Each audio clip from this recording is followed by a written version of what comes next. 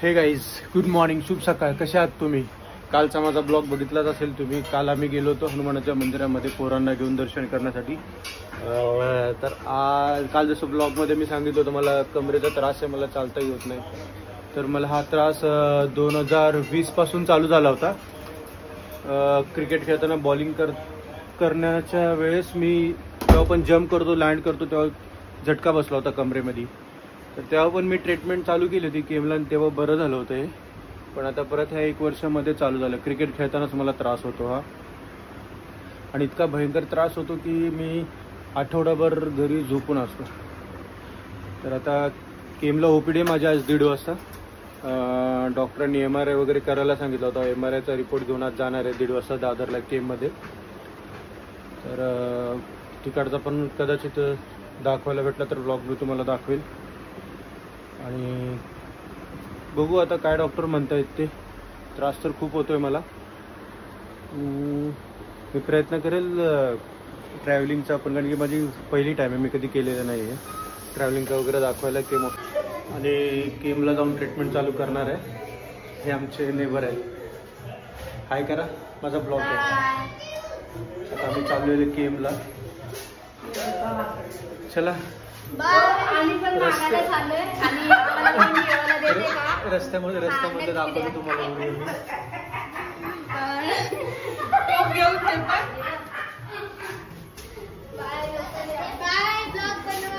Bye bye. Lift मध्ये बघू आता काय होते, किती गर्दी आहे काय तिकडे. केमला तर भरपूर गर्दी असते, तुम्हाला पण माहिती आहे. बघू कसं होतंय काय ते. पेन तर करतंय मला. हो, आणि कालपासून ते वादळ पण भरपूर आहे, पाऊस आलेला काल रात्री थोडासा. बघू आता काय होतंय. ये लवकर. हा चला बघतो मी आता ट्रेनमधलं थोडंसं बघूया आपण. हां ओके बाय. आता आम्ही उतरलोय दादरला.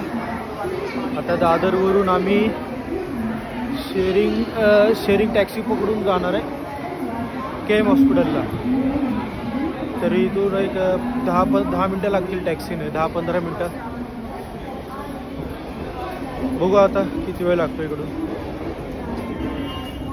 हे बघा, हे होमी बाबा आहे टाटाचं, आणि हे टाटा हॉस्पिटल आहे. बरोबर त्याच्या समोरच हे केमचं ऑर्थोपेडिक आहे. ऑर्थोपेडिक सेंटर आहे केमचं. इकडे आलेलो आहे आम्ही दाखवायला. थोड्या वेळात आतमध्ये जाणार आहोत. हे बघा, ही अशी लाईन असते OPDला एवढी मोठी. पाठीपर्यंत लाईन अशी फिरून असे आतमध्ये इथून जाणार आहे. लाईनीला पण अर्धा 1 ते 1.5 तास लागणार. आता चालू झाले OPD. हो हा गाईज, आत्ताच मी जाऊन आलो केमला. जसं सकाळी मी बोललो होतो की मला कमरेचा त्रास आहे, त्या कारणामुळे मला जायचं होतं केमला. तर डॉक्टरांनी असं सांगितलं की काय नाही, ते थोडासा पेन होतं आहे तुला कमरेमध्ये नसांचा.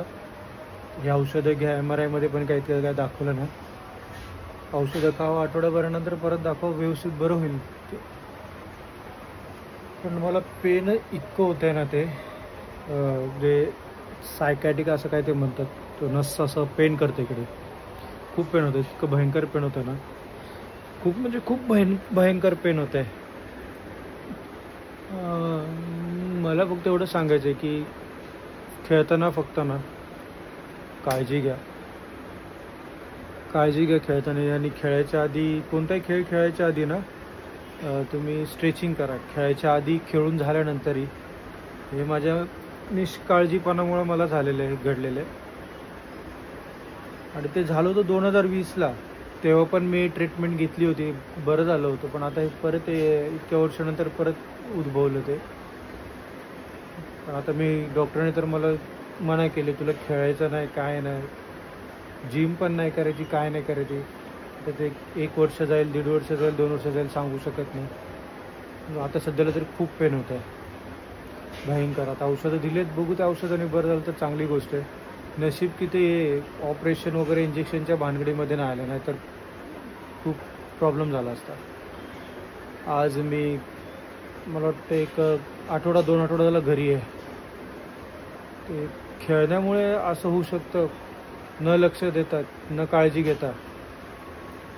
मला वाटलं नव्हतं की, आणि मला क्रिकेट खूप आवडतं, खूप म्हणजे खूप. तर काय माहिती तर काय बोलू, मलाच काय कळत नाही. आता तर मला आराम करायला सांगितलं डॉक्टरांनी. 1-1.5 वर्ष तर नाही खेळू शकणार. त्याच्यानंतर बघू, बरं झालं तर मग खेळू परत. पण मला एवढं सांगायचं की तुम्ही जर क्रिकेट खेळत असाल या कोणताही खेळ खेळत असाल तर काळजीपूर्वक स्ट्रेचिंग वगैरे करून व्यवस्थित आपलं खेळल्याच्या नंतरही स्ट्रेचिंग करा आणि खेळा. आणि शरीराची काळजी घ्या. शरीर आहे तर सगळं काय, नाहीतर काही नाही.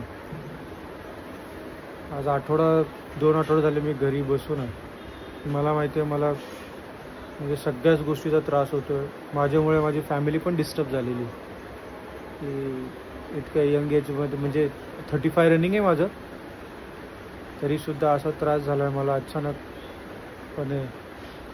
खूप कठीण आहे. काळजी घ्या मित्रांनो आपल्या शरीराची, बस इतकंच. आणि आजचा ब्लॉग मी संपवतो इकडेच. भेटू आपण पुढच्या ब्लॉगमध्ये. आणि आवडला असेल तर प्लीज मला सबस्क्राईब करा, लाईक करा आणि शेअर करा.